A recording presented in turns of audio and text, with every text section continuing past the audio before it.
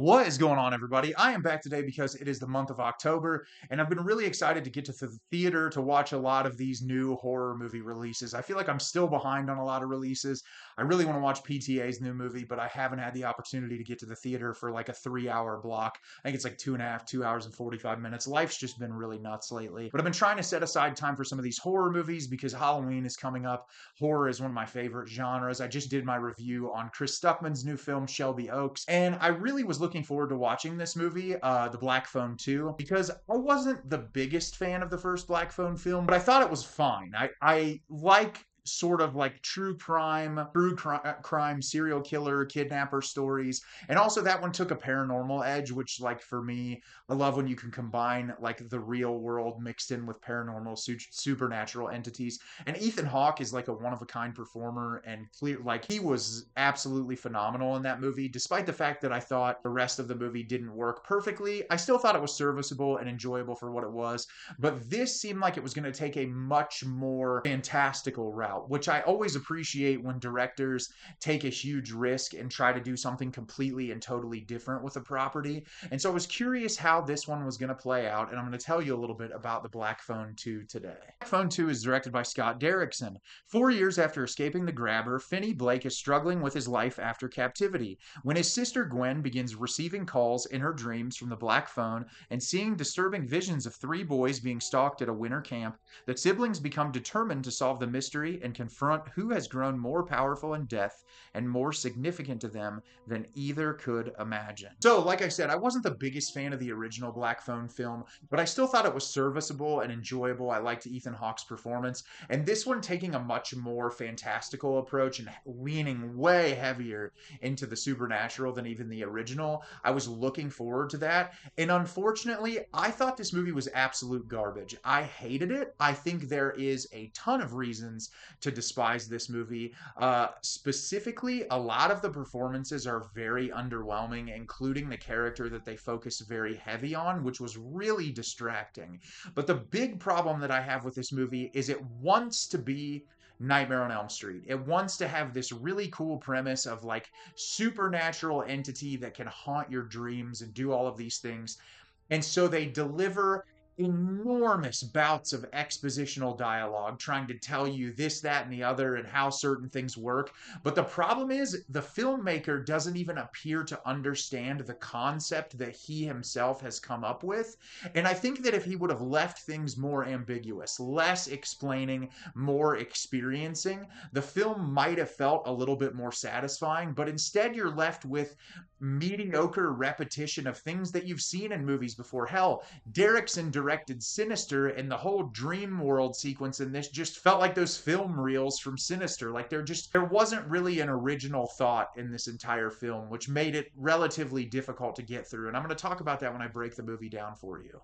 So, keeping this incredibly simplistic because there was a very long explanation that I read to you at the beginning, we're reintroduced to the characters we know from the first film, Finney and his sister Gwen, and they are much older now. They're both in high school, and Finney is still dealing with stuff surrounding his kidnapping. People at school seem to give him a hard time about that, and we can tell really early on in the movie he is experiencing trauma to a very extreme degree. There are a lot of scenes where he's smoking weed. He's trying to do anything that he can to just clear his mind of this situation, while simultaneously, Gwen, his sister, who towards the end of the first film we realize has some sort of ability. We're going to learn a lot more about that in this movie. She starts to experience visions, and she's sleepwalking in the middle of the night, and she's seeing these visions, and she's constantly going to the phone from the first film, taking these calls, and they keep telling her to go to this winter camp in Colorado that her mother used to go to, funny enough. And these kids are like, through the phone, these people are begging her to go there. And so eventually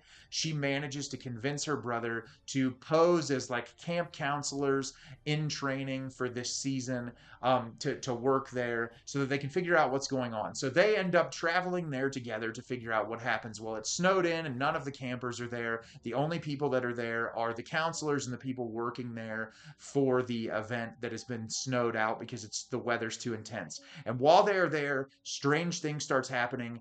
Gwen Gwen starts experiencing very intense visions, and of course, visions of the grabber begin showing up. And the entirety of the film is the siblings trying to figure out whatever the mystery is going on here surrounding the grabber.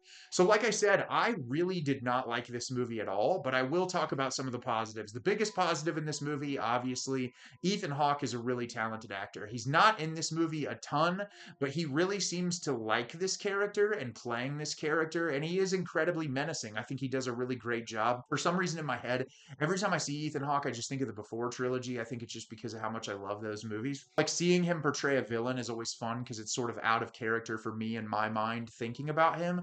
But he was really great in this movie. I feel like he did the best job that he possibly could with the material that he was given. And he had some moments of dialogue that I was really compelled to the screen because I thought that he was really fantastic. I also thought Mason Thames, who played Finney, was fantastic in the movie as well. That'll go into some of the problems that I have with the movie later on. I thought he was incredible, and I thought all of the stuff surrounding the trauma that he experienced and all of those issues worked incredibly well. And that was another part of the movie that kept me invested. I also loved the setting of this film. I think setting it at a camp that takes place during the winter, just the icy feel of everything, the way that the cinematographer was able to capture dream sequences in this setting, just really impressive. And things of that nature I can appreciate as someone who loves film. The technicality of the whole thing was really excellent, and there were moments that I appreciated quite a bit about that. But I'm going to try to go through this and break each and every part of this movie down that I thought really didn't work well. But the biggest starter and the issue that I have with this movie is Madeleine McGraw, who plays Gwen, that was in the original film, played the younger version of herself, who I thought in that movie was cute and charming, and she did a really nice job, especially with the sibling relationship. She was almost distractingly bad in this movie. And I never try to be super mean to people who are giving it their all, trying to, deliver a solid performance, but to essentially center the entire focal point around this character who is almost devoid of emotion. Every line that she delivered was so incredibly flat and uninspiring. I never felt the pain she was experiencing. I never felt any of the trauma that she was reliving. So many of the lines of dialogue came across as like unintentionally awful. And I hate saying that because, like, you're trying to act, you're trying to deliver this really great performance. But because you center so much of the movie around her and her experiences, that performance becomes very distracting. And I felt as I was watching it, especially towards the third act, when she's trying to deliver those lines of dialogue you get in the horror movies that are supposed to be quippy and that you're supposed to, like, get a laugh out of, it really was distracting. And that really made it hard for me to be invested in the movie whatsoever. And her story really wasn't all that interesting. Like, the whole thing of her having these powers that her mother had, or like this sense of vision, and all of this part of the movie, I just didn't find that all that fascinating, honestly. I thought the experiences of the brother, having that trauma that he lived through, being kidnapped by this person and him coming back, that should be the focal point of your movie because it will hit harder emotionally.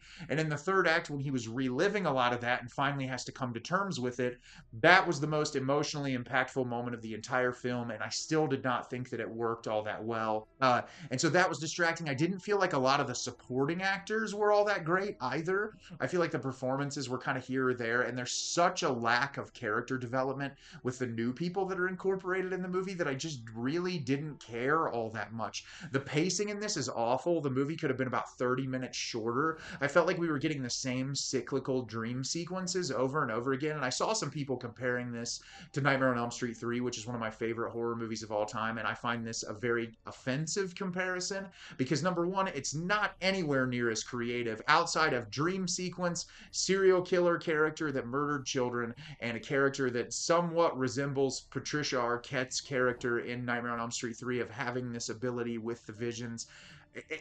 They're two completely different movies, and this credits Scott Derrickson for trying to do something different, because it's not like you can just rehash the same film over and over again unless you said somehow the guy magically appears. But the problem is every beat that they try to incorporate as to like how his character is showing up here, it's all so bland and predictable. And like I said, I don't mind expositional dialogue. You have to explain things in movies. This movie wanted to explain everything to you, even things that you just saw.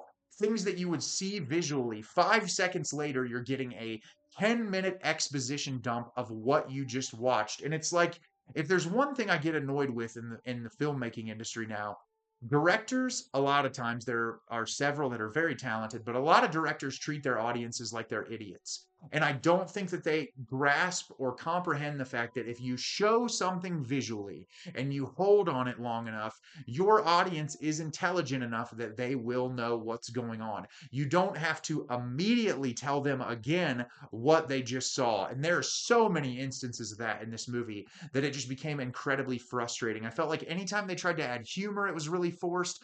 I felt like the time period stuff, like it, just the dialogue of the characters trying to encapsulate this period in the 80s, it did not feel authentic. It didn't feel realistic. It felt so hard, like it was trying to emulate a specific era but had no idea how to do it in a way that felt natural. And so that was really irritating as well. And I just didn't find this interesting. It was so bland. So much of the movie I just kept getting pulled out. There were a couple of really disturbing images that I appreciated Derrickson for. Know he's capable of doing it with films like Sinister.